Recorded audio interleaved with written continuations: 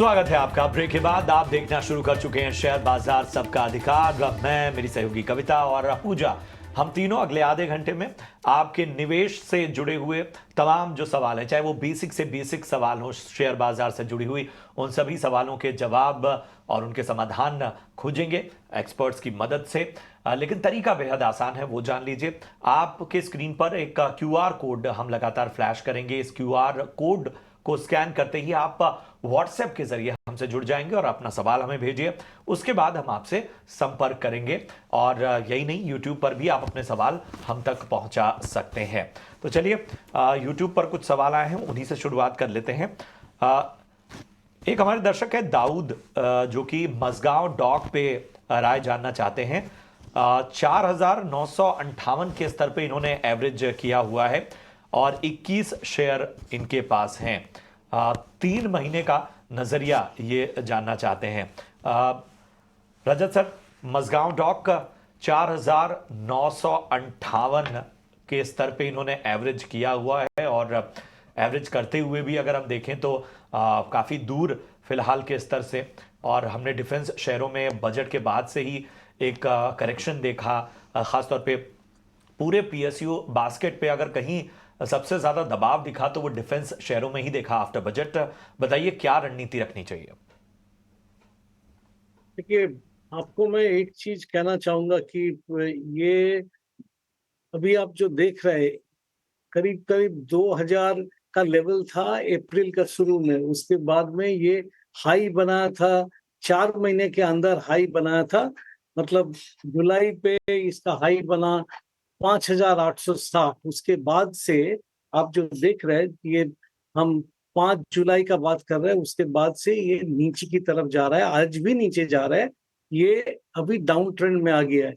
जब भी कोई काउंटर इतना बड़ा काउंटर जो 2000 का था वो 6000 हो गया, और वो भी 3 से 4 महीना में, तब अभी आप 3 महीने के लिए बैठे हैं कि 6 महीने के लिए बैठे हैं, उसमें कोई खास फर्क नहीं पड़ता है। और जैसा आपने कहा कि बजट के बाद में इसमें अच्छी कोई मूवमेंट दिखाई नहीं दे रहा है, उल्टा ये नीचे जा रहा है। इसके कारण ये है कि डिफेंस सेक्टर में कोई भी जगह पे आप काम करेंगे, वो गवर्नमेंट के पेमेंट्स के ऊपर निर्भर करते हैं। और ये एक लंपी अर्निंग्स वाला, मतलब मार्च क्वार्टर में इसमें ज्यादातर पैसा मिलता है। और पिछले सालों पे आप जाएंगे तो तब देखेंगे कभी कभी ऐसा भी हुआ था 2 साल कोई पेमेंट नहीं मिला।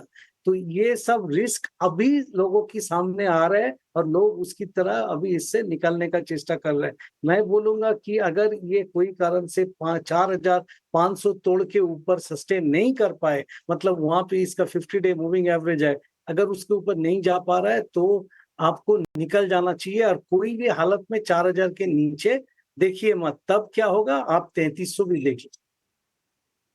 काफ़ी अच्छे से रजत आपने समझाइश दी है इस पर्टिकुलर स्टॉक में, और किस तरह से एक स्टॉक जब डाउन ट्रेंड को छू जाता है तो कितना समय लगता है ऊपर आने में और क्या ट्रैजेक्टरी हो सकती है। बुनियादी बातें जो कि मेरे ख्याल से इस शो का उद्देश्य भी है अपने दर्शकों को समझाई है। आगे बढ़ते हैं और संजीव कुमार गर्ग हमारे साथ अब जुड़ चुके हैं। नमस्कार संजीव जी। जी नमस्कार मैडम, नमस्कार, गुड मॉर्निंग। Good morning. बताइए, आपने खरीदारी करनी है या कर चुके हैं किसी स्टॉक में? नहीं, already done madam, already done. I am already holding. क्या रेट है आपका? आईडीएफसी फर्स्ट बैंक की बात कर रहे हैं? हाँ, आईडीएफसी फर्स्ट बैंक का एवरेज रेट है 65 मैडम। 65 में, ओके। यस। और लंबी अवधि आपने कहा है? यस, लंबी अवधि। ऑलराइट, चलिए, हमारे साथ हमारे एक और पैनलिस्ट जुड़ चुके हैं, रिलिगेयर ब्रोकिंग के वीपी रिसर्च अजीत मिश्रा। अजीत, आपका स्वागत है और आप ही के पास ये सवाल भी लेकर आऊंगी, क्योंकि कहीं ना कहीं हमने देखा है कि डिस्पाइट तमाम चैलेंजेस ये जो पर्टिकुलर स्टॉक है एक 70-71 का यहाँ पर स्ट्रॉन्ग सपोर्ट मिलता हुआ दिखाई दे रहा है। इनकी बाइंग प्राइस काफ़ी अच्छी है 65, और नज़रिया भी इन्होंने लंबा ही रखा हुआ है अपना। और कई रिपोर्ट्स यहाँ पर ये भी कह रही हैं कि अगले 6 महीने में 90 तक के लेवल्स, अगर यही मोमेंटम बरकरार रखा तो देखने को मिल सकते हैं इस पर्टिकुलर स्टॉक में। आपकी क्या राय बनती है अजीत? शुक्रिया कविता। तो देखिए, थोड़ा सा इसमें अंडर परफॉर्मेंस चल रहा है। मैं देख रहा हूँ कि करीब लास्ट ईयर सितंबर में जो हाई बने थे वहां से एक जो बायस नेगेटिव साइड पे शिफ्ट हुआ वो ग्रेजुअली नेगेटिव साइड पे ही बना हुआ है। इन्होंने काफी लंबे टाइम पहले बाय किया 65 के लेवल्स को, काफी टाइम से आए नहीं है, तो डेफिनेटली एक लॉन्ग टर्म इन्वेस्टर है और इतना टाइम ऑलरेडी स्पेंड कर चुके हैं। मेरे हिसाब से जो भी करेक्टिव फेज था वो ऑलमोस्ट लग रहा है, जिस तरीके से अब पिछले करीब 6-8 महीनों से प्राइस एक्शन हो रहा है कि अब आप लोअर बैंड के पास हैं और जो सेलर्स हैं वो एग्जॉस्ट हो गए हैं। इस तरीके के जिस तरीके से मूव देखने को मिल रहा है कि आप लोअर बैंड ऑफ चैनल उसके पास कंसोलिडेट करते हुए अब दिख रहे हैं, तो डेफिनेटली इनको बने रहना चाहिए। जो मोमेंटम आएगा मेरे हिसाब से वो 77-78 के जो लेवल्स ब्रेक होंगे उसके बाद एक स्ट्रॉन्ग मोमेंटम देखने को मिल सकता है। जो लेवल्स आप बात कर रहे थे करीब 90 या उससे भी ऊपर के लेवल्स वो देखने को मिल सकते हैं। तो for a time being now मुझे लगता है कि शायद थोड़ा सा ये अंडर परफॉर्मेंस कंटिन्यू रहे जब तक कि आप 77 को ब्रेक नहीं करते हैं। तो फ्रेश अगर आपको बाय करना है, इसमें ऐड करना है इस पोजीशन में, तो उसके ऊपर आप डेफिनेटली आप ये भी सोच सकते हैं और अभी के लिए आप बने रहिए। अब जो आपका बाइंग प्राइस है वही मेरे हिसाब से आपको स्टॉप लॉस भी रखना चाहिए, बिकॉज देखिए काफी लंबे टाइम तक अंडर परफॉर्मेंस को भी अगर आप कंटिन्यू करेंगे तो कोई लॉजिक नहीं है। जैसे कि आईसीआईसीआई बैंक अपने रिकॉर्ड हाइस पर है, बैंकिंग इंडेक्स के अंदर जो आउट परफॉर्मेंस अगर किसी स्टॉक में है तो उसमें दिख रही है। तो अगर 3 से 6 महीने का भी अगर टाइम होराइजन है तो मेरे हिसाब से शिफ्ट होने की भी एक पॉसिबिलिटी बनती है उसमें।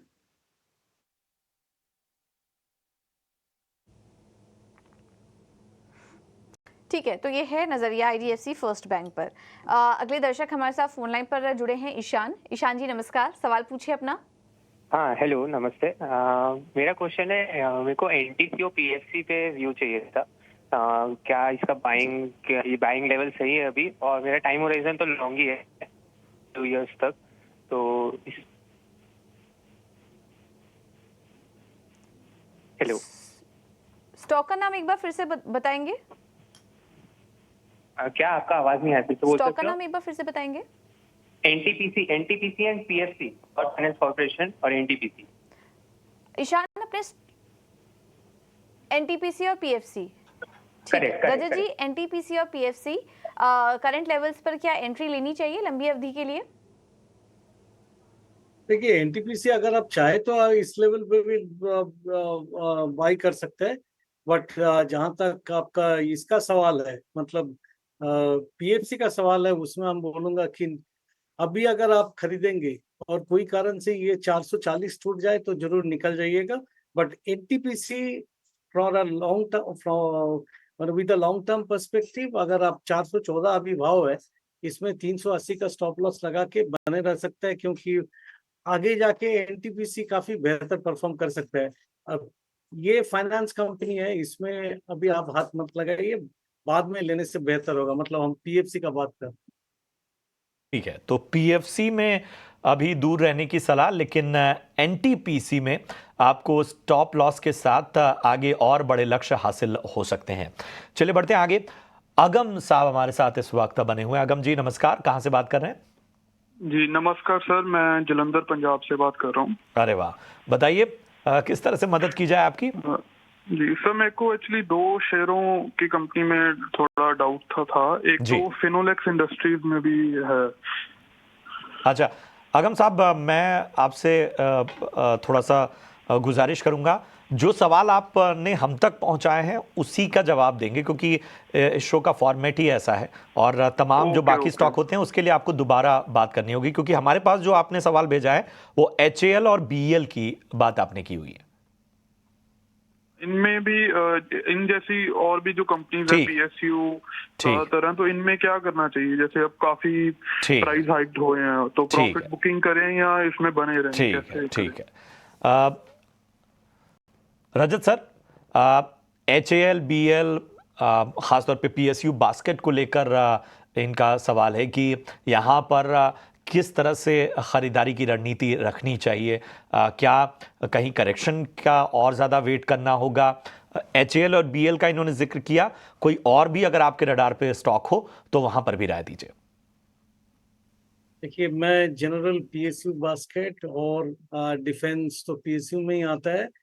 इसमें एक फॉर्मेशन जो कि मैंने बहुत बार टीवी पे, आपकी चैनल या दूसरी चैनल पे भी मैंने इसके बारे में बातें किए हैं कि पैराबोलिक फॉर्मेशन, मतलब बहुत जल्दी बहुत ऊंचाई पे पहुंच जाता है। अगर ऐसा कोई स्टॉक में आप दिखेंगे, आप पिछले सालों में जाएंगे तब भी आप सेम चीज देखेंगे कि ऐसी होता है कि उसके बाद में काफी लंबा इधर साइडवेज मूवमेंट होता है या तो वो नीचे चला जाता है। तो उन्होंने जब प्रॉफिट बुकिंग करने के लिए तैयार है, मैं बोलूंगा आप जो नाम ले रहे हैं, हेल, बेल, पीएफसी की कोई और कंपनी, ये सब में ज्यादातर प्रॉफिट बुकिंग करने से बेहतर होगा। एक दो काउंटर पड़े हैं जिसमें कि आप अभी भी बने रह सकते हैं, उसमें से एनटीपीसी है। तो if you have PSU basket stocks, then mostly आप एक काम करिएगा कि एक बार मुनाफा वसूली कर लीजिए। आगे जाके आपको थोड़ा धैर्य रखना पड़ेगा। 2025 में आपको ये सब स्टॉक फिर से अच्छी भाव में खरीदने को मिलेगा, क्योंकि ये एक तरफा जो मूवमेंट आप देख रहे हैं ये चलने वाला नहीं है, कभी तक चला नहीं है। मेरा 33 साल की तजुर्बा में मैंने ऐसा पैराबोलिक राइज बहुत देख चुके हैं। इसीलिए आपको ये सलाह दे रहा हूँ कि आप जब मुनाफा वसूली के लिए तैयार हैं तो मुनाफा वसूली कीजिए। वो लोग करते नहीं है, देखते रह जाते। चलिए, बहुत बढ़िया। अपने अनुभव से काफ़ी कुछ सिखाने की आपने कोशिश की रजत। इस तरह की सलाह दर्शकों को मेरे ख्याल से ज़्यादा रिलेटेबल लगती है। बहरहाल लखनऊ से अंजू यादव हमारे साथ फोन लाइन पर हैं। अंजू जी नमस्कार, क्या हाल चाल? नमस्कार, बढ़िया है। बताइए मैम। जी, मेरे पास टाटा मोटर्स के 150 शेयर हैं। टाटा मोटर्स हैं आपके पास कि टाटा स्टील? जी जी, टाटा मोटर्स है सर। ओके, क्या है टाटा मोटर्स में आपकी buying price? Buying price 986 rupees 25 पैसा। 986, ठीक है। मैम कब तक इसमें आप रुकना चाहती हैं अभी? अभी तो मैं तो पहले तो जब मैंने इन्वेस्ट किया तो मैंने तो सोची थी कि हफ्ते भर में निकलूंगी, लेकिन अभी तो मैं प्राइस देख रही हूँ गिर रहा। हाँ। ये क्या अभी डाउन जाएगा या कुछ? जी, चलिए। होल्ड करूँ मैं अभी इसको? तो बताते हैं, क्योंकि आपने जब से खरीदा है तब से हम एक डाउन ट्रेंड में तो देख ही रहे हैं। अजीत आप ही के पास आऊँगी मैं। स्टॉक में कमज़ोरी यहाँ पर जिस तरह से एक ब्लॉक डील के चलते भी हमने देखा है कि यहाँ पर थोड़ी सी कमज़ोरी गहराती हुई दिखाई दे रही है, लेकिन ये काफ़ी मोमेंटम हो सकता है। इनको कितने समय तक का रुकने की सलाह आप दे सकते हैं और किस स्टॉप लॉस के साथ? बिल्कुल कविता, देखिए मैं अभी अंजू जी को यही सजेस्ट करूंगा कि जैसा कि उन्होंने पहले सोचा था कि एक हफ्ते के लिए, तो जैसे उन्होंने ऊपर के लिए सोचा था वैसे नीचे का भी एक लेवल सोचे। जब आप एंटर कर रहे हो, खासतौर से ट्रेडिंग पॉइंट ऑफ व्यू से, एक हफ्ते का मतलब शॉर्ट टर्म के आप एंटर कर रहे हैं, तो नुकसान में कहाँ पे निकलेंगे वो भी एक सोच के रखेंगे, तो इस तरीके की सिचुएशंस नहीं आएंगे आने वाले टाइम में। अभी Tata Motors in comparison to the entire auto basket, ये अभी मेरे हिसाब से सबसे ज्यादा अंडर परफॉर्मेंस दिख रही है पिछले करीब 8 दिनों से, जो कि स्टॉक ने एक अच्छा करेक्शन ऑलरेडी दिखा दिया और अभी भी टोन नेगेटिव साइड पे, जैसे कि आज भी आप देख रहे हैं कि 2% नीचे, जहां पे कि हीरो मोटो को बजाज ऑटो अपने रिकॉर्ड हाइस पे है। तो मुझे लगता है कि यहाँ से इनको एक अच्छी स्ट्रेटजी ये होगी कि इससे एग्जिट कर ले और हीरो मोटो को अपने आप एंटर कर ले, बिकॉज आपका शॉर्ट टर्म का व्यू है। स्टॉक 5900 के पास ट्रेड कर रहा है, वहां पे आप लॉन्ग करते हैं 5800 का एक या 5790 का एक स्टॉप लॉस मेंटेन करें, और 6150 6200 तक के टारगेट्स के लिए हीरो मोटो का तैयार दिख रहा है। तो क्योंकि आपने इसमें अगर आप वेट करना चाहते हैं तो 950 जो कि करीब यहाँ से 20 रुपया नीचे है, वो अगर ब्रेक हुआ तो फिर करीब 920 910 तक के लेवल्स भी पॉसिबल हैं। अब बाउंस के केस में 1010 का जोन है, वो एक रेजिस्टेंस एरिया रहेगा। तो मुझे लगता है कि शॉर्ट टर्म में अगर आप एंटिसिपेट कर रहे हैं तो इसमें अंडर परफॉर्मेंस कंटिन्यू रहेगी।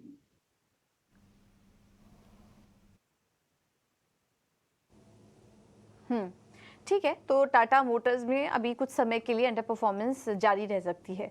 आगे बढ़ते हैं। व्हाट्सएप पर सवाल आया है हमें, पुणे से सरिता जी ने भेजा है। ओएनजीसी पर सवाल है इनका, 100 शेयर्स हैं, 181 पर लिया हुआ है इन्होंने, और आईआरएफसी भी है इनके पास, 200 शेयर्स, 165 पर इनकी खरीदारी है। रजत जी आपसे सवाल होगा, ओएनजीसी और आईआरएफसी दोनों स्टॉक सिलेक्शन कैसे हैं इनके?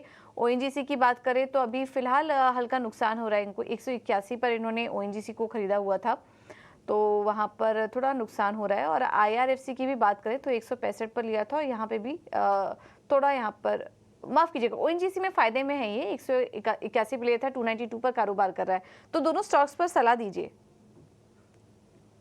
देखिए ओएनजीसी और भी नीचे जा सकता है, 270 के आसपास इसका 200 एक्सपोनेंशियल मूविंग एवरेज है। इसमें इन्वर्टेड सॉसर मतलब एक डोम जैसा फॉर्मेशन, ये एक डिस्ट्रीब्यूशन फॉर्मेशन होता है, बहुत जबरदस्त रूप से ऊपर चलने के बाद में ऐसा फॉर्मेशन दिखाई देता है। ये बेयरिश फॉर्मेशन है, ये अभी भी नीचे ले जाने की क्षमता रखता है।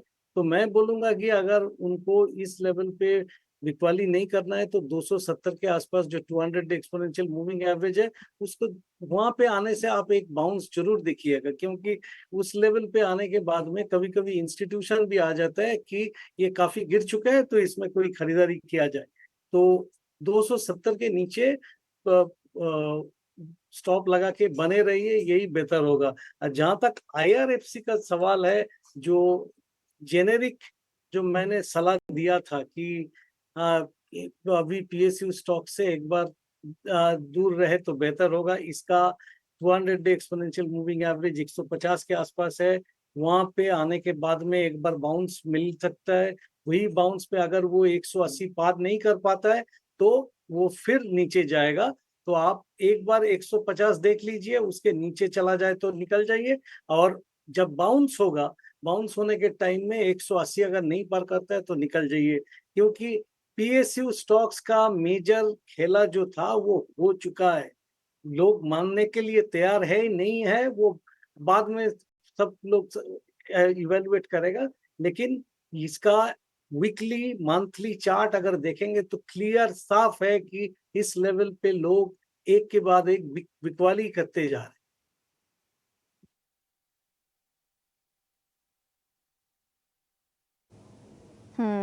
ठीक है, तो ये है नजरिया आईआरएफसी और ओएनजीसी पर आपके लिए, और पीएसयू स्टॉक्स पर भी थोड़ा कॉशियस यहाँ पर रहने की सलाह। हमारे पास यूट्यूब से भी आ रहे हैं। इन्हीं में से एक सवाल है अंजलि बत्रा का, जो कि आदित्य बिरला फैशन पे राय जानना चाहती हैं।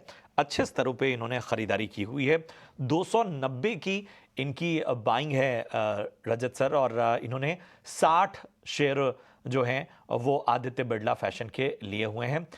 शॉर्ट टर्म का इनका नजरिया बताइए, क्या रणनीति रखनी चाहिए? देखिए, जहां तक आदित्य बिरला फैशन की शॉर्ट टर्म का नजरिया है, शॉर्ट टर्म का नजरिया साइडवेज है अभी फिलहाल। ये जो लास्ट 6-7 ट्रेडिंग सेशंस में थोड़ा ऊपर की तरफ चला है, अगर 340 से लेके 350 का लेवल तक जा सकता है, लेकिन उसके पहले कोई कारण से ये 330 का लेवल तोड़ दे तो इससे निकल जाना चाहिए।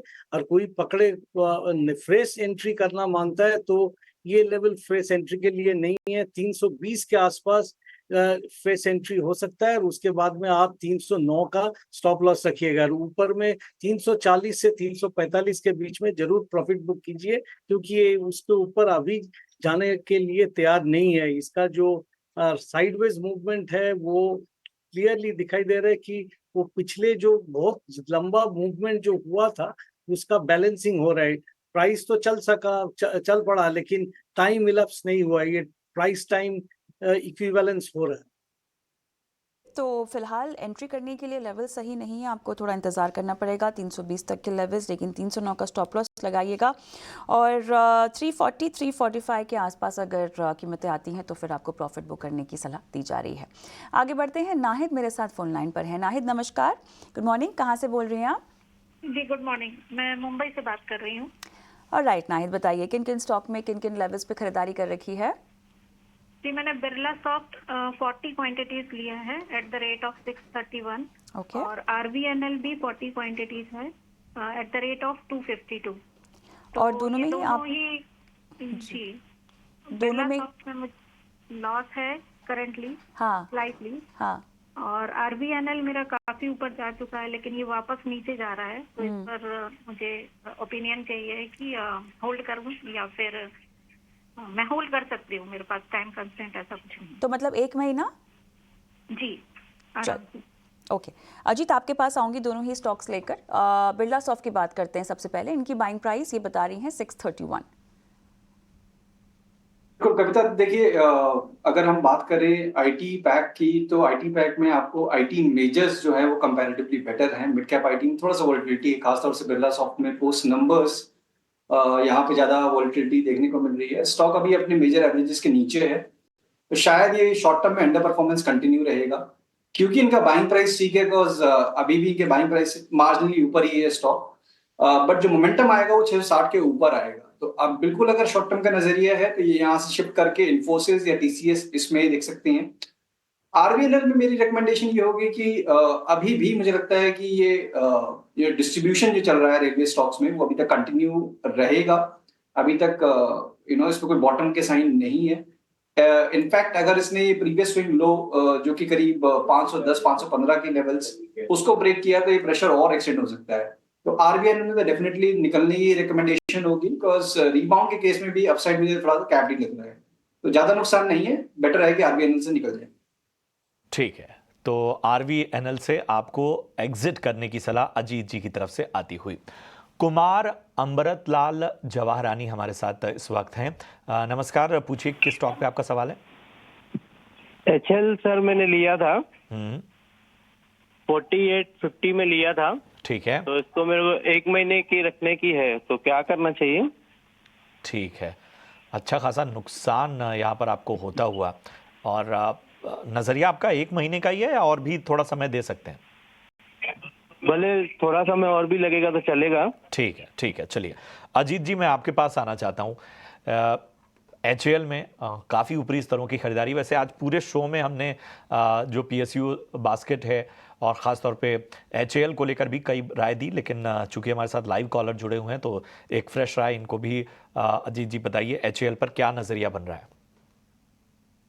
देखिए, जो रजत जी एक्सप्लेन कर रहे थे कुछ टाइम पहले डिफेंस रिलेटेड स्टॉक्स के बारे में और पीएसयू इनफैक्ट बास्केट के बारे में, तो बेसिकली मैं एग्री करता हूं उनसे कि अगर एक ट्रेंड आपका बहुत स्ट्रॉन्ग ट्रेंड देखा उसके बाद अगर स्टॉक में एक करेक्शन या फिर एक प्रॉफिट टेकिंग का फेज है तो उससे झगड़ने का कोई फायदा नहीं है। आपको वही है कि एक स्टॉक जैसे एचएल के केस में बात करें 1000 से 5500 तक का एक मूव ऑलमोस्ट करीब 1.5 साल के अंदर, तो एक नॉर्मल करेक्शन के फेज में है। मुझे लगता है कि ये करेक्शन थोड़ा सा और बढ़ सकता है, जैसे कि आज के केस में अगर हम बात करें तो इस स्टॉक ने अपने 100 EMA के नीचे स्लिप कर गया है, तो ये मीडियम टर्म का एक मेजर सपोर्ट था 4500 के पास 4550 के पास, जिसको इसने ब्रेक कर दिया है। तो इंडिकेशन तो यही है प्रशांत कि ये प्रेशर अभी एक्सटेंड करेगा 4400 के पास जाके शायद थोड़ा बहुत ही रुक सकता है, थोड़ा कंसोलिडेट कर सकता है, बट कोई स्ट्रॉन्ग रिकवरी के साइन या रिवर्सल के साइन अभी नहीं है। तो आपका नजरिया छोटी अवधि का है, बेटर है कि आप इससे एग्जिट कर लें और पीएसयू बास्केट जैसे कि रजत जी ने बताया थोड़ा सा दूर रहेंगे। इनफैक्ट आपको शायद ये दिखेगा कि कुछ टाइम तक मार्केट आपको रिकॉर्ड हाइस पे दिखेगी और पीएसयू बास्केट आपको कंटिन्यूड अंडर परफॉर्मेंस दिखाएगा, तो उस पूरे बास्केट से दूर रहिए। उसके अलावा डेफिनेटली आपको फोकस करना चाहिए दूसरे सेक्टर्स में। बिल्कुल, तो ये एक विस्तृत नज़रिया आपको मिलता हुआ। शुक्रिया करें इससे पहले अपने दोनों एक्सपर्ट का। सबसे पहले अजीत जी अपना डिस्क्लोजर देते जाएं। शुक्रिया प्रशांत। तो देखिए, जो भी स्टॉक्स हमने डिस्कस किए हैं उसमें से हमारे क्लाइंट्स की जरूर पोजीशन हो सकती है, पर्सनली में से कोई भी स्टॉक में होल्ड नहीं कर रहा। ठीक है, रजत सर अपना डिस्क्लोजर दें। देखिए, हम भी ऐसा कोई स्टॉक डिस्कस नहीं किया जिसमें मेरा पोजीशन है, बट क्लाइंटों को देखिए ये पीएसयू बास्केट में कुछ पोजीशन हो सकता है। ठीक है, शुक्रिया करेंगे रजत सर, धन्यवाद करेंगे अजीत जी आपका इस शो में जुड़ने के लिए और निवेशकों का मार्गदर्शन करने के लिए। फिलहाल मुझे मेरी सहयोगी कविता, हम दोनों को इजाज़त दी।